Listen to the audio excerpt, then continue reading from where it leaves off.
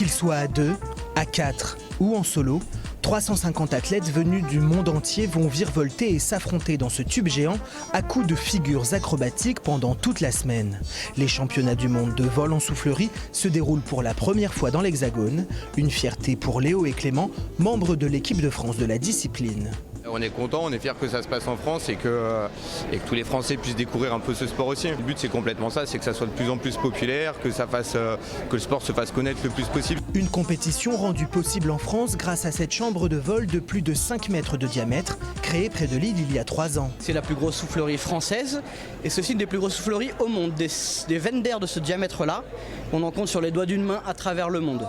Face au public, les compétiteurs s'affrontent dans différentes disciplines, seuls ou en équipe, à la verticale ou à l'horizontale. Ils sont jugés sur vidéo par un jury international. Soit il y a un jugement sur la partie du nombre de points, c'est-à-dire des figures qui sont réalisées par les compétiteurs, qui cotent 1 point.